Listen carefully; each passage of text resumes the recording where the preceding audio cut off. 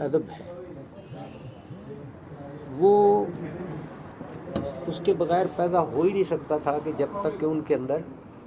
ایک گہری psychic understanding موجود رہے. اور آپ دیکھیے کہ ایون جدید نفسیات میں جتنی اصطلاحات استعمال ہوتی ہیں جیسے ایڈیپس کمپلیکس ہے، الیکٹرا کمپلیکس ہے، ریا کمپلیکس ہے،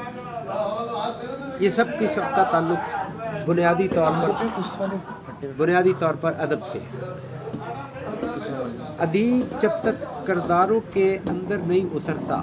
یا اس کی نفسیات سے واقف نہیں ہوتا تو وہ ظاہر ہے کہ ادب تخلیق نہیں کر سکتا.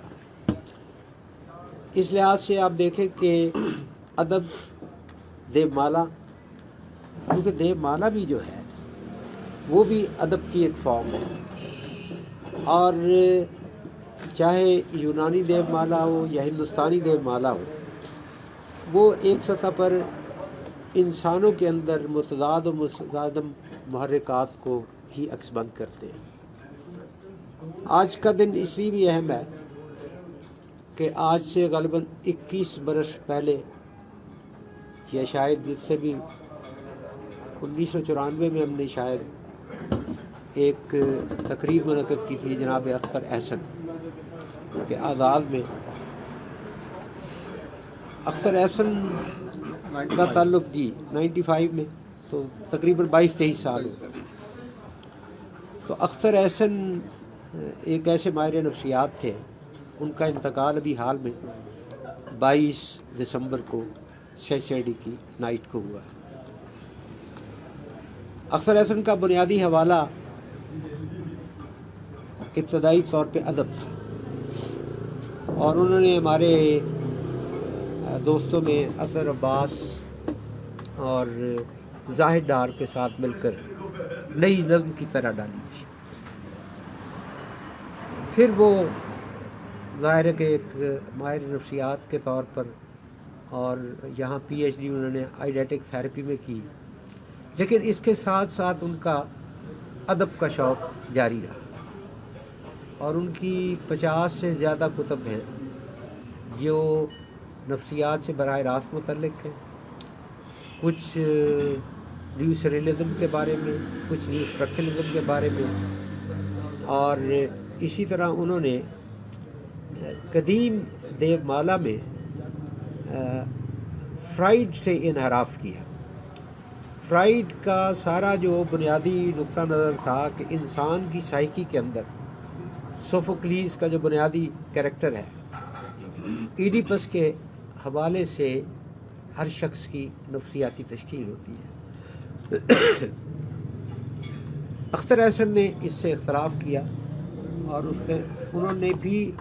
یونانی دیو مالا سے کام لیا، لیکن کرونس اور ریا کی یعنی بردر سسٹر ریلیشن شپ کی بات کی. اور اس دیو مالا کے حوالے سے ان کا خیال تھا کہ بہن اور بھائی کے درمیان تعلق جو ہے وہ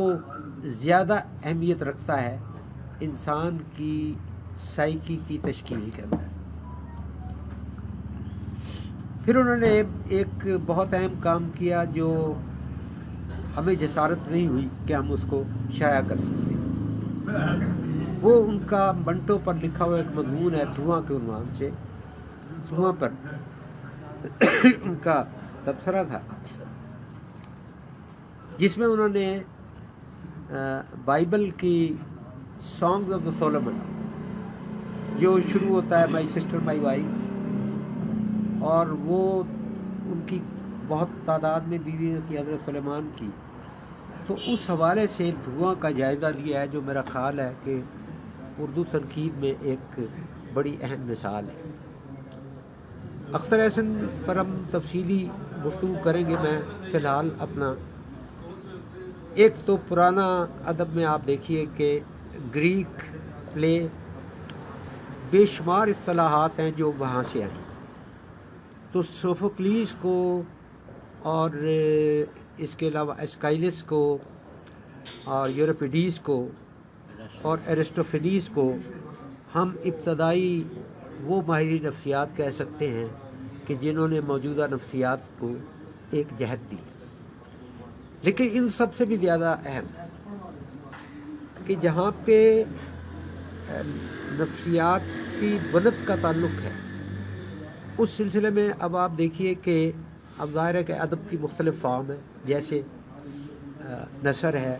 نثر میں بھی ڈرامہ ہے اور اس طریقے سے نظم ہے۔ اگر آپ تھوڑا سا غور کریں تو آپ کو پتہ لگے گا کہ افلاطون کی جتنے بھی وہ بذات خود ایک ادبی شاہکار ہے، اور آج بھی جتنی ادبی تحریکیں ہیں وہ بنیادی طور پر یا تو افلاطون سے متاثر ہے یا پھر اس کے شاگرد ارسطو کے ساتھ، اور غالباً تیسری راہ ابھی نہیں نکلی۔ اگر ہم صرف پروز کے حوالے سے دیکھیں تو افلاطون کی پروز کے بعد، اس کی نثر کے بعد جو اہم پروز لکھی گئی جو بذات خود ایک ادبی پیرامیٹرز پہ ہے، وہ اس میں فریڈرک نیچے اور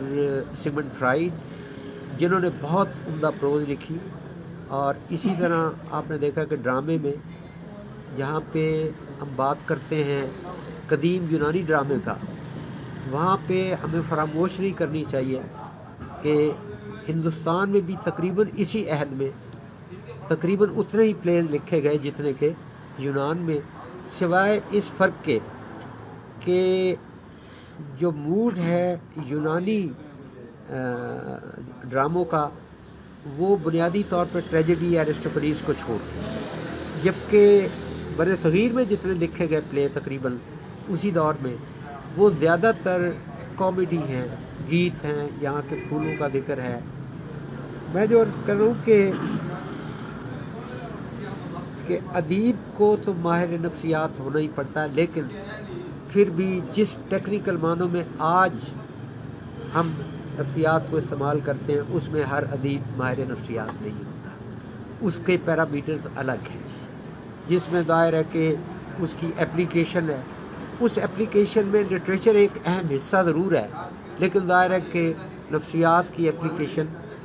دیگر میدانوں میں بھی موجود ہے اور وہ ایک الگ ہے۔ لیکن جو انسانی سائیکی کے اندر کی جو گہرائی اور اس کے اندر کے جو متصادم جو آپ کو دے مالا میں بھی نظر آتے ہیں، آپ کو تو کریکٹر نظر آتے ہیں، جیسے ریس ہے، جیسے ہیرا ہے، جیسے باقی الیکٹرا، یہ سارے کے سارے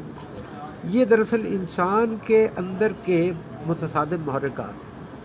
اور یہ کوئی عجیب بات نہیں ہے اگر ہم زمانہ جدید میں دیکھیں کہ جتنے بھی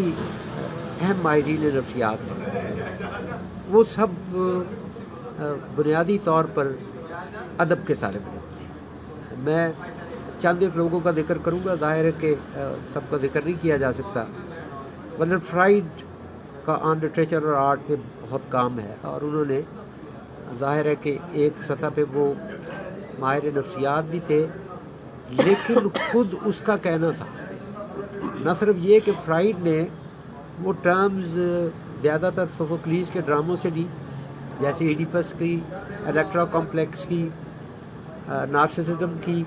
یہ ساری کی ساری اس دے مالا سے لی گئی، لیکن جو اس کا بڑا اہم مضمون ہے جیسے پیٹرسائیڈ اور دوستویسکی، تو فرائڈ کا نقطہ نظر تھا کہ ہم سب لوگوں نے نفسیات کی جو گہرائی اور کریکٹر کو کے اندر، روح کے اندر تک اترنے کی جو صلاحیت دوستویسکی کے اندر موجود تھی، وہ شاید ہم ماہرین نفسیات میں بھی موجود تھی۔ اور بڑی حیرت کی بات ہے کہ فرائڈ نے اگرچہ اپنا مطالعہ صرف برادرز کروموزوف تک محدود رکھا، لیکن اسی موضوع پر جو الفریڈ ایڈلر کا مضمون ہے وہ زیادہ وسیع تناظر میں ہے، اور اس نے بھی ظاہر ہے کہ یہی کہا کہ جدید معنوں میں ہم دوستویسکی کو سب سے بڑا ماہر نفسیات کہہ سکتے ہیں، یہ اپنی جگہ پہ۔ اب دوستویسکی کو ایک ماہر نفسیات کہنے میں میرا خیال ہے انہوں نے کوئی غلطی نہیں کی، لیکن جو ٹیکنیکل معنوں میں جب ہم کہیں گے تو شاید اس طرح دوستویفسکی کو ماہر نفسیات نہیں کہا جا سکتا، لیکن ایک ادیب کو نفس کے اندر اترنا پڑتا ہے، انسانی فطرت کا بیان کرنا پڑتا ہے، اور انسانی فطرت کے اندر جو پیچیدگیاں ہیں اس کا جو تعلق ہے، اور وہ تعلق ایک تو اپنے قریبی یعنی جو اینیملز کے ساتھ ہے جیسے تعلق وہ کیا ہے، پھر اپنی فطرت کے ساتھ کیا تعلق ہے، اور کائنات کو وہ کیسے دیکھتا ہے، تو یہ ظاہر ہے ادب کے سوالات بھی ہیں اور ماہر نفسیات کے سوالات بھی ہیں۔ بعض جگہوں پہ ہمارے پیرامیٹرز ایتھیکل ہو جاتے ہیں، جو اخلاقیات یا لکھتے ہیں، جیسے انسانی فطرت کے بارے میں فرائڈ کا نقطہ نظر ہے کہ انسان بنیادی طور پر کمینہ ہے، سفلہ ہے، اور اس کا جو اس کو مہذب بنایا نہیں جا سکتا، تھوڑی دیر کے لیے مہذب ہوگا پھر خود برباد کر دے گا اپنے آپ کو، اور اس کی کرمنیلٹی کو بس تھوڑی دیر کے لیے سپلیمیٹ کیا جا سکتا ہے، زیادہ دیر کے لیے نہیں۔ یہ ایک نقطہ نظر ہے۔ اس کے برعکس نقطہ نظر بھی موجود ہے کہ انسان کی فطرت کے کچھ اچھے پہلو بھی ہیں، اور پھر یونگ نے کارل گستاو یونگ نے ادب کو ایک تھیراپی کے طور پہ استعمال کیا، اور آرٹ کو، یہ یونگ کا ایک نقطہ نظر تھا۔ خود اس نے بھی اپنی پینٹنگ کے ذریعے اور ادب کو ایک سائیکو تھراپیوٹک عمل کے طور پہ استعمال کیا۔ اچھا، یہ بات آپ کبھی دیکھیے گا کہ جناب مشتاق احمد یوسفی کی جو کتاب آخری ہے وہ شام شیر یارہ، تو شام شیر یارہ میں وہ ایک جگہ پہ ڈپریشن کی 10 ڈائمنشن بناتے ہیں، جس میں یعنی متفکر سے لے کے متحجر تک۔ اب اگر آپ کسی سطح پہ مشتاق احمد یوسفی کے فن کا جائزہ لیں تو آپ کو پتہ چلے گا کہ ان کی ساری جو کاوش ہے وہ دراصل اپنے اس ڈپریشن کو دور کرنے کے لیے تھی۔ یعنی اس کا مطلب ہے کہ ادب کا ایک سائیکو تھراپیوٹک یوز بھی موجود ہے، اور آرٹسٹ جب ایک چیز کی تخلیق کرتا ہے تو وہ اپنی تخلیق نو کے ذریعے اپنی شخصیت کے اندر موجودہ بگاڑ کو درست کرنے کی کوشش کرتا ہے۔ لیکن ایک بات اور بھی بڑی اہم ہے کہ ادب کا تعلق جو ہوتا ہے وہ بنیادی طور پر ایک طرح کے پاگل پن سے ہوتا ہے، اور ایک ذہن میں رکھیے گا کہ سب لوگ واقف ہیں ایراس اور کیوپڈ کی کہانی سے، لیکن یونانی زبان میں سائیکی کا ایک مطلب پاگل پن کی دیوی بھی ہے، اور پاگل پن کی دیوی جو ہے اس کا بڑا گہرا تعلق ہے میوز جو شاعری کی دیوی ہے، پھر اس کا تعلق عشق سے بہت ہے۔ غالب نے بھی کہا، کہتے ہیں جس کو عشق خلل ہے دماغ کا۔ تو آپ دیکھیں کہ ماہر نفسیات اس وقت تک ماہر نفسیات نہیں ہو سکتا جب تک کہ خود وہ اس پاگل پن کے تجربے سے نہ گزرے۔ یہ بڑی اہم بات ہے، کیونکہ پاگل پن کے تجربے سے گزرے بغیر، یا جب تک کہ میوز یا پاگل پن کی دیوی اس پر گرفت نہ پائے، وہ اپنے مریض کی کیفیت کو سمجھ ہی نہیں سکتا۔ تو بالکل ایسے ہی ادیب جب کردار کو بیان کرتا ہے تو جب تک کہ وہ اس کیفیت سے خود نہ گزرے وہ اس کو بیان نہیں کر سکتا۔ تو یہ آپ دیکھیں کہ ادب اور نفسی، ویسے تو کائنات کی ہر شے ایک دوسرے سے منسلک ہے، لیکن کسی بھی شاعر کو، ڈرامہ نگار کو، اب اس میں کچھ چیزیں ہو سکتی ہیں کہ جس طرح کچھ ماہرین نفسیات फिक्सेट हो जाते हैं एक ख़ास नुक्ता नज़र में। इसी तरह आपने देखा कि अदब में बाज़ औक़ात एक यक रुखापन आ जाता है, असलूब के लेवल पे भी, तो इसी तरह माहिरीन नफ्सियात के यहाँ भी। लेकिन ये बात अपनी जगह पे है कि एक अदीब को अपने किरदार में उतरने के लिए उन पेचीदा नफ्सियाती मैकेनिज़्म से गुज़रना पड़ता है। जैसे आपने देखा हो कि दोस्तोयेव्स्की के किरदार हैं, ख़ास तौर पे इडियट में प्रिंस मिश्किन का किरदार, या मारूफ जो वुदरिंग हाइट्स एमिली ब्रोंटे का हेथक्लिफ का किरदार है, तो वो उसके अंदर की नफ्सियाती पेचीदगियों को अदीब तब तक बयान नहीं कर सकता जब तक कि वो अब उसका वो इल्म जो है वो एक सतह पर ज़रूरी नहीं है कि निसाबी सतह का हो, वो मुशाहिदे की सतह पर भी हो सकता है। और एक अच्छा माहिर नफ्सियात जो है अपने मुशाहिदे से लोगों की साइकी को समझ सकता है। बात ज़रा ज़्यादा हो जाएगी, लेकिन अगर आप मज़हब में थोड़ा सा हमें जाना पड़ेगा, क्योंकि इन चीज़ों से हम अलग नहीं कर सकते। जब हम अदब के पैरामीटर अलग हैं, मज़हब के अलग हैं, लेकिन अदब का और मज़हब का बहरहाल एक गहरा ताल्लुक़ है। वो आप देखें कि बहुत सारे पीस ऑफ लिटरेचर जो हैं, जो मुक़द्दस सहाइफ़ हैं, वो एक वर्क ऑफ आर्ट भी है, उस सतह पे भी देखने की ज़रूरत है। तो आप देखें जब तक कि एक उस कैफियत से हम नहीं गुज़रते, हमारे लिए बहुत मुश्किल होता है कि हम उस सूरत हाल को समझ सकें। लेकिन जो मैं ज़िक्र कर रहा था अख्तर एहसन का, हाँ, अख्तर एहसन का, कि अख्तर एहसन ने अपनी जो शायरी में और अपने उन्होंने तनकीद में जितना लिखा, और फिर एक नावल भी वो लिख रहे थे जो मुझे ठीक से याद नहीं कि वो भी पब्लिश हुआ है या नहीं, तो उन सब के अंदर जो बुनियादी बात थी कि उन्होंने रजू किया ना सिर्फ ये कि कदीम बेदमाला से, कदीम मज़ाहिब से,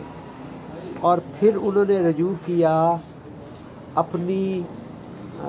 तारीख़ के उन हवालों से। और इस्लामी तारीख़ में और इस्लामी फ़लसफ़े में वो इब्न अरबी से मुतासर हुए, प्लेटो से मुतासर हुए, और फिर उन्होंने इसके अलावा जो उन्होंने फिर हिंदी देवमाला का मुताला किया, तो उसमें बाइबल में के साथ साथ ग्रेश द मिसशेपन एंड ब्रोकन का हवाला, और एफ्रोडाइटी के हवाले से जो उन्होंने बात की, तो वहाँ पे उनका ख्याल है कि हम जो सिविलाइजेशन है ये दरअसल हम तारीख़ की कैद में हैं, और अदब जो है, जो सही अदब है, वो हमें तारीख़ की कैद से रिहाई देता है। तारीख़ की कैद से रिहाई का मतलब है कि अपने ड्रामा से बाहर आना, यानी अपनी तारीख़ से बाहर आना। तो मैन इन द हंट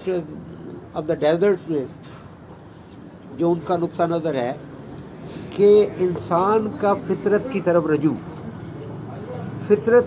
रजू के लिए उनका नुक्ता नज़र है कि हमें दोबारा इमेज पर जाना पड़ेगा, यानी ख्याल जो है वो हमें तारीख़ में कैद कर देता है।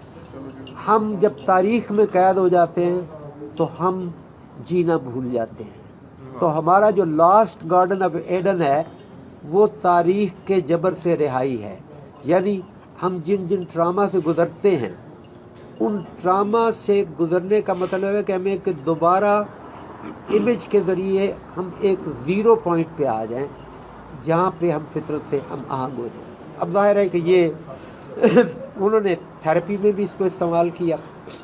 और उनका नुक्ता नज़र ये था कि अगर हम चाहते हैं कि हम दोबारा अपना उस गार्डन ऑफ एडन को या बाग अदन को اس کی بازیافت کریں تو ہمیں زیرو گراؤنڈ سے مراد یہ ہے کہ ہمیں امیج کی سطح پہ جانا پڑے. اب آپ دیکھیں کہ امیج جو ہے یہ بہت ضروری ہے. ادب میں امیج کے بغیر آپ کہیں نہیں چل سکتے. ان کا جو اہم کام ہے کہ بیماری کیا ہے کہ کسی پاسٹ کے امیج میں گرفتار ہو جانا, اور آزادی کیا ہے ممکن ہے کہ اس امیج کو چلا دینا. اور اس کے لیے جو ٹیکنیک استعمال کی انہوں نے وہ یہ ہے کہ آپ زیرو امیج پہ آئیں اور اس تاریخ سے رہائی حاصل کر کے امیج کو جب آپ چلائیں گے تو وہ آپ کو فطرت سے دوبارہ ہم آہنگ کر دیں گے. ایک ایسی کیفیت جس میں انسان, جو مجید امجد نے کہا کہ فرد اثر حیات, یہ سب ایک آہنگ میں آ جائیں. تو اس لحاظ سے آپ دیکھیں کہ ہم جب زیادہ تر ادب کی بات کرتے ہیں تو ادب کا بھی اور نفسیات کا بھی زیادہ تر حصہ جو ہے وہ انسانوں سے متعلق ہے. اور جب آپ انسانوں سے متعلق ہوتے ہیں, انسانی فطرت سے متعلق ہوتے ہیں, یا اپنے آپ سے متعلق ہوتے ہیں, تو ہم اپنے ارد گرد کی نیچر سے بیگانہ ہو جاتے ہیں. اور جب آپ نیچر سے بیگانہ ہو جاتے ہیں تو پھر آپ کے لیے مسائل پیدا ہوتے ہیں کہ ادیب کو صرف انسانوں کے کردار میں نہیں اترنا ہوتا, اس کو اشیاء کے اندر بھی اترنا ہوتا ہے. اب میں آپ کو مجید امجد کی 2 نظموں کا حوالہ دیتا ہوں, اور دیکھیے کہ مجید امجد کے بارے میں دیکھتا رہا کہ ان کا بنیادی نقطہ نظر ہے وہ ہومو سینٹرک ہے, اور وہ انسان کے نقطہ نظر سے ہی سب کو دیکھتے ہیں. آپ وہ جو بہتی راوی تیرے تٹ پر اور تپتی دھوپ میں 3 بیل ہیں دیکھ, ہڑپا کا ایک جی ہڑپا کا ایک کتبہ. اب یہ ٹپیکل ان کا homocentric point of view ہے. یہاں پہ وہ انسان کو یہ کہہ رہے ہیں کہ اس کو بیل جیسا نہیں ہونا چاہیے, لیکن بیل جیسا کیوں نہ ہو. اب اس کی ایک اور نظم ہے جو بالکل مختلف موڈ میں ہے. اب آپ دیکھیے بارکش, آپ کو یاد آئی, جہاں میں ایک بیل کا ذکر ہے, اب وہ دنیا کو اس بیل کی آنکھ سے دیکھ رہا ہے. اب یہاں پہ اب مجید امجد ایک مختلف مجید امجد نظر آئے گا کہ وہ ایک اور کیفیت کا ہے جس میں دنیا ہومو سینٹرک ہے, اور یہاں پہ وہ ہومو سینٹرک سے باہر نکل کے اپنے آپ سے باہر نکل کے وہ بیل کی آنکھوں سے دیکھ رہا ہے. اور بیل کی جو امیجز استعمال کی ہیں, اس کا لہو اور اس کی آنکھوں کی جو ابلنا ہے اور جو پسینہ ہے, اور جس طریقے سے وہ دنیا کو دیکھ رہا ہے, یہ ایک بالکل مختلف کیفیت ہے. جو میں سمجھتا ہوں کہ مجید امجد میں پتہ نہیں اس پر کسی نے غور کیا ہے یا نہیں کیا. یہ مجید امجد کی واحد نظم ہے کہ جو مجید امجد کو ایک نئی ڈائمنشن میں لاتی ہے, کہ جس نے ہومو سینٹرک ورلڈ سے, ادروائز تو ان کو ایک خاص طرح کے صوفیانہ تناظر میں دیکھا جا سکتا ہے. اور یہ کہ انسان مجید امجد کی بات کرتے ہوئے میں کہہ رہا ہوں کہ مجید امجد کا دیکھیں وہ اپنے اس کے اعتبار سے مسلمان تھے, ظاہر ہے ان کا ایک مسلمان گھرانے میں پیدا ہوئے, لیکن آپ ان کی نظمیں دیکھیے, وہ 2-3 نظمیں خاص طور پہ جو ایک تو غرض میں پیدل تھا مجھ کو, اب جلوس جہاں جو ہے وہ بنیادی طور پہ غرض مندیاں ہیں. اب یہ جو نقطہ نظر ہے, یہ نقطہ نظر ایک ذہن میں رکھیے گا کہ یہ اسلامی نقطہ نظر نہیں ہے. اس کا کہیں تعلق اوریجنل سن سے بنتا ہے, اور اوریجنل سن کی عیسائی انٹرپریٹیشن سے بنتا ہے. یہ بڑی اہم بات ہے. اگر آپ تھوڑا سا غور کریں, خود فرائیڈ کے اندر ایک بہت بڑا ڈائلیما تھا کہ فرائیڈ کلچرلی جیو تھا, اس وجہ سے اس کو نفرت کا سامنا وہ پروفیسر کی خواہش करने के बावजूद न बन सका। लेकिन फ्राइड का पूरा आप देख लिए मज़हब के बारे में और इंसान के बारे में, अगरचे वो कल्चरली ज्यू था और उसने अपने बच्चों की तरबियत भी ऐसे की, लेकिन वो अपनी सोच की इंसानी फितरत के बारे में सोच ज़्यादा ईसाइयत से मुतासर था, वो ओरिजिनल सिन। अब ये आपको जब इंसानी फितरत की एक जो गरजमंदी है और जहाँ पे वो इवन अपना भी जब वो करता है कि वो जो एक बत्तीसी पे धब्बा सा पड़ा, वो नज़्म भी आप देख लीजिए, तो उसमें भी जो बुनियादी बात है वो बड़ी दिलचस्प है। वो उसका अपने एक खुद गर्जी में होना। तो अगर आप मजीद अमजद के ओवरऑल देखिए जाए तो मुसलमान होने के बावजूद उनके इज्तिमाई लाशऊर में कहीं ना कहीं आपको ओरिजिनल सिन नज़र आएगा, वो ओरिजिनल सिन जो हम आज तक भुगत रहे हैं। ये फ्राइड में भी था और मजीद अमजद में भी था। और ये एक बड़ी दिलचस्प बात है कि आप ये ठीक है कि जितने सेमिटिक रिलीजन है ये एक ही रवायत के रिलीजन हैं। इन्होंने जो खुदा का कंसेप्ट दिया इजिप्शियन से लिया। ये तो फ्राइड की किताब पे एडवर्ड सईद का बड़ा शानदार जो है एक छोटा सा किताबचा और बहुत ज़बरदस्त है, जिसमें उसने कहा कि ये जो खुदा का शख्सी तसव्वुर है जो यहूदियों और फिर ईसाइयों और मुसलमानों में आया, ये ज़ाहिर ग्रीक से यहाँ नहीं था और कहीं नहीं था, ये अखनातोन से। और फ्राइड ने ज्यू होते हुए भी एक लाशऊरी तौर पर उससे ये बात सरदद हो गई और एक्चुअली वो जो शख्सी खुदा का तसव्वुर है वो उसका ताल्लुक़ फ़िरौन से है और इजिप्शियन सिविलाइजेशन से है। तो देखने की जो बात है कि अदीब को जब वो किसी माशरे में अदब तख्लीक कर रहा है तो उसको अपने तमाम सौतों से इस्तिफ़ादा करना पड़ता है। आप ये नहीं हो सकता कि आप वहाँ की देव माला को नज़रअंदाज कर दें, ये नहीं हो सकता कि आप वहाँ के मज़हब को नज़रअंदाज कर दें, ये नहीं हो सकता कि आप वहाँ के लोक अदब को और इंसानी नफ्सियात को इनफरादी सतह पर समझने के लिए और इज्तिमाई सतह पर समझने के लिए भी आपको अदब से इस्तिफ़ादा करना पड़ता है। सुधीर काकड़ हैं, एक बड़े मशहूर साइकोएनालिस्ट हैं, आज की दुनिया के ग़ालिबन नंबर 1 साइकोएनालिस्ट हैं, इंडियन है। उन्होंने एक किताब लिखी colours of violence in India. अब उसका सारा तजिया था हिंदुस्तानी चीप लिटरेचर के हवाले से कि ये जो हमारे अंदर चीप लिटरेचर, नसीम एजाज़ी, रज़िया भट्ट, दत्त भारती और इस तरह की फिल्में, इसके ज़रिए हम इज्तिमाई सोच ये पैदा कर रही है वायलेंस को। तो अगर मुझे किसी लिटरेरी पैरामीटर पे जाके देखना है तो आप देखिएगा कि मुझे शेक्सपियर को देखना पड़ेगा, ज़ाहिर है, मुझे कुर्रतुल-ऐन हैदर को देखना पड़ेगा। लेकिन कुर्रतुल-ऐन हैदर या शेक्सपियर कोई अंग्रेज़ समाज की नुमाइंदगी नहीं करते, ये बात ज़हन में रखिएगा। कुर्रतुल-ऐन हैदर जो है या मिर्ज़ा आतर बेग जो है हमारी समाज की अमूमी साख्त की नुमाइंदगी नहीं करते। मैं अगर अपने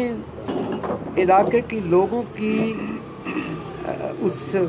मिजाज को जानना चाहता हूँ तो मुझे यहाँ का चीप लिटरेचर जो है वो देखना पड़ेगा, क्योंकि जो लिटरेचर का पैरामीटर है वो अलग है। लेकिन जब मैं उसकी नफ्सियात में उतरना चाहूँगा तो मुझे ये चीप लिटरेचर जो आने वाला है, यारा अहमद या इस तरह के जिस तरह के राइटर्स हैं, इनको देखना मेरे लिए। और सुधीर काकड़ ने ये काम करके दिखाया कि इतनी वायलेंस कैसे फैली इंडिया में, ऐसे बड़े तवील में जहाँ पे एक टॉलरेंस की रवायत मौजूद थी। इसलिए मौजूद थी कि यहाँ पे ضروریات زندگی پوری کرنے کے لیے کوئی محرومی نہیں تھی. یونان میں خوراک کی کمی تھی تو وہاں ٹریجڈی فطری ہے. یہاں پہ ٹریجڈی اس وقت آئی جب حملہ آوروں کے جیش در جیش آتے رہے اور اس کے نتیجے میں آپ کو دیوداس جیسی فلمیں نظر آئیں یا ہمارے اندر جو ایک غم و اندوہ کی. ادروائز یہ تو سیلیبریشن کا اور فیسٹیوٹی کا کلچر تھا. تو ایک ادیب کو ظاہر ہے کہ ایک سطح پہ ماہر نفسیات بھی ہونا پڑتا ہے، لیکن اس کو یہ ذہن میں رکھیں کہ اس کو آپ ان معنوں میں ماہر نفسیات نہیں کہیں گے کہ جس معنوں میں ایک ایکڈیمک سائیکالوجسٹ کہا جا سکتا ہے. اب یہ دیکھیں کہ بہت سارے لوگ اب حضرت عیسیٰ کی مثال لے لیتے ہیں. ہولی جیزس کی کوئی ایک لفظ موجود نہیں ہے، ان کے لکھا ہوا کوئی لفظ موجود نہیں ہے، لیکن ہولی جیزس لوگوں کے دلوں میں اترتا تھا. اگر آپ تھوڑا سا ذہن پہ زور دیں تو آپ کو پتہ لگے گا کہ ہولی جیزس اپنے زمانے کا سب سے بڑا ماب سائیکالوجسٹ تھا، جو لوگوں کی نفس کو، ان کے اندر کے محرکات کو، ان کی ضروریات کو جان کے ان سے مکالمہ کرتا تھا، اور ظاہر ہے اس سے ایک مذہب جو ہے وہ پیدا ہوا. تو یہ ایک لیول پہ میں سمجھتا ہوں کہ آج کے حد میں نے عرض کیا نا کہ جتنے بھی، ایک عجیب بات ہے، بڑی اتفاق کی بات ہے کہ جب امپیریکل دور آیا ہے، اس میں جو پوسٹ ماڈرنسٹ ہیں جن میں ڈیرائیڈا ہے، فوکو ہے، رولاں بارتھ ہے، ایڈورنو ہے، والٹر بینجمن ہے، یہ سارے لوگ جنہوں نے، ان سب لوگوں نے براہ راست نہ صرف لٹریچر پہ بات کی بلکہ لٹریچر سے ہی اقتصاد کیا. اور ان کی زیادہ تر تھیریز جو ہیں، ایون جو انسانی نفسیات کے، اس کا تعلق ادب عالیہ سے بھی ہے اور عمومی ادب سے بھی ہے. یہ جو مطلب اگر آپ بظاہر تو یہ لنگوسٹک فلاسفر ہیں، فوکو آپ کہہ لیجئے اس کو، ڈیرائیڈا کو، لیکن اگر آپ تھوڑا سا ان کا مطالعہ کریں تو آپ کو لگے گا کہ انہوں نے بھی ظاہر ہے ادب سے ہی استفادہ کیا. ایون مارکس کا تو ایک جملہ مشہور ہے کہ I have learned every thing from Shakespeare. تو مارکس کا اپنے طور پہ ایک نفسیاتی نقطہ نظر بھی موجود ہے. تو یہ ایک دلچسپ سوال ہے کہ اسی طرح میں نے فرائیڈ، یونگ، ایڈلر، حتیٰ کہ جو ایک بیہیویئرسٹ نقطہ نظر جس سے امپیریکل نقطہ نظر نفسیات میں غالب ہوا، ہمارے ہاں آج کے ماہرین نفسیات میں تو ادب پڑھنے کا رجحان نہیں ہے، یہ میں بالکل مانتا ہوں، اور امریکہ میں بھی نہیں پڑھتا کوئی، اور نہ ہی اپنے مخصوص ایک امپیریکل. لیکن جس بندے نے ایک نئی امپیریکل بی ایف اسکنر نے جس میں بنیاد رکھی، وہ بنیادی طور پہ ادیب تھا، اور وہ واحد آدمی ہے، ادر ورنہ سارے ماہرین نفسیات میڈیسن سے اور طب سے نفسیات میں آئے، وہ واحد آدمی ہے جو ادب سے نفسیات میں آیا. بطور طالب علم وہ لٹریچر کا طالب علم تھا، ناول لکھ ڈالا والڈن 2، بیسٹ سیلر ہوا پورے امریکہ میں. اب اساتذہ کی کمینگی ہے جو ظاہر اکثر ہوتی ہے کہ اسی پرچے میں وہ فیل ہو گیا. فیل ہونے سے وہ اتنا دل برداشتہ ہوا، یہ ظاہر ہے سیمیسٹر سسٹم ظاہر ہے کہ جب وہ پرچے میں فیل ہو گیا تو اس نے اپنا فیلڈ سوئچ کیا، فرام لٹریچر ہی سوئچڈ اوور ٹو سائیکالوجی. اور پھر آج کی جتنی مینجمنٹ کی دنیا ہے، جتنی ہماری ایجوکیشن کی تھیریاں ساری کی ساری اس پر بیسڈ ہیں، اور ایون جو وار تھیریز ہیں وہ بھی ساری اسی کے نظریات پہ بیسڈ ہیں. لیکن ظاہر ہے کہ ایک علوم میں بھی ایک مسائل پیدا ہوتے ہیں. آج کی جو نفسیات جس کو ہم ڈومیننٹ نفسیات کہتے ہیں، جو میرا خیال ہے کہ 50 سے شروع ہوئی، جس میں امپیریسزم بہت زیادہ اہم ہوا، اس میں ادب کو حذف کر دیا گیا. اب ہم جیسے اساتذہ کا بھی قصور ہے. وہ یہ ہے کہ جب ایجوکیشن مینجمنٹ کے تقاضے ہوئے کہ آپ کو ایک خاص طرح کے ریسرچ پیپر جس میں تھیری بلڈنگ کی ضرورت نہیں ہوتی، نمبر کاؤنٹ کرتے ہیں، جو جمہوریت کی طرح، جو اقبال نے بھی کہا بندوں کے نہ کرتے ہیں تولہ نہیں کرتے، تو وہ ایک پوری دنیا میں ایک رواج بنا، اور اس رواج کے نتیجے میں ہم اپنی کلچر سے، ہم اپنے ادب سے محروم ہوئے. مجھے آج بھی یاد ہے کہ ایک ایتھنز کی ارسطاٹل یونیورسٹی میں ایک خاتون جو ماہرہ نفسیات بھی تھی اور پی ایچ ڈی بھی تھی، جب میں ان سے بات کر رہا تھا، وہ اپنے ڈپریشن کی بات کر رہی تھی، تو میں نے کہا تمہارے لوگوں نے رائٹ آف ہیپینس کی بات کی ہے. تو وہ کہنے لگی وہ اتنی عجیب گریس میں ہے کہ ہم لوگ نہیں پڑھ سکتے. اور اب ہم لوگ گریس کیا جانتے ہیں، گریک لینگویج پرانی تو کیا نئی بھی. وہ کہنے لگی ہم انگریزی پڑھ پڑھ کے اور یہ اسٹیٹسٹیکل ٹیکنیک یوز کر کر کے اور میتھ پڑھ پڑھ کے ہمارا دماغ اتنا خراب ہو گیا کہ روزی روٹی میں ہی کہ اسی پہ ہماری پروموشن ہوتی ہے، اس پہ ترقی، تو ہمارے پاس وقت نہیں ہے کہ ہم دیکھیں کہ پلیٹو نے کیا کہا تھا. اور یہ ایک عجیب بات ہے کہ دنیا افکار کی سطح پہ، چاہے نفسیات ہو چاہے ادب ہو، وہ افلاطون اور ارسطو سے آگے بڑھی نہیں. تیسری کوئی صورت ابھی تک پیدا ہی نہیں ہوئی. تو ایک میں سمجھتا ہوں کہ ایک ادیب کے طور پر، اپنے مشاہدے کے طور پہ بھی، لیکن اگر ہم مطالعہ کریں ان ماہرین نفسیات کا جنہوں نے اہم کام کیے، میں تو اس میں ظاہر ہے افلاطون کو بھی شامل کرتا ہوں، نیتشے کو بھی شامل کرتا ہوں، گوئٹے کو بھی شامل کرتا ہوں. اسی طرح ہمارے پاس نفسیات اور لٹریچر کے بارے میں ایک ہندوستانی روایت موجود ہے جو بہت رچ ہے، ایستھیٹکس کے بارے میں، جمالیات کے بارے میں اور نفسیات کے بارے میں بھی. افسوس کی بات ہے کہ ہم ان روایات سے زیادہ تر ناواقف ہیں. یہ شہزاد فرید نے مضمون پڑھا تھا تو اس وقت مجھے یاد آیا کہ ایک پوری نفسیات کی جو، یعنی چونکہ ہندوستانی روایت میں مذہب، فلسفے اور سائنس تینوں کو الگ الگ نہیں کیا جا سکتا. یہ بڑی عجیب بات ہے. یہ صرف یورپ میں ہوا 18ویں صدی میں کہ یہ الگ الگ، ادروائز یہ اکٹھے تھے. تو آپ دیکھیں کہ جو جین مت یا بدھ مت نے ایک پورا جو سائیکولوجیکل میک اپ دیا، پھر جو لٹریچر کی تھیریز پیش کی، وہ اپنی جگہ، اس کا کرکس میں بتا دیتا ہوں کہ ایک کامیاب فن پارہ وہ ہوتا ہے جو اپنی روایت کی تقلید کرنے میں ناکام ہوتا ہے. یعنی ناکامی واحد شرط ہے کہ جس سے آپ، اب یہ ناکامی ماہر نفسیات کی بھی ہوتی ہے اور یہ ناکامی ادیب کی بھی ہوتی ہے.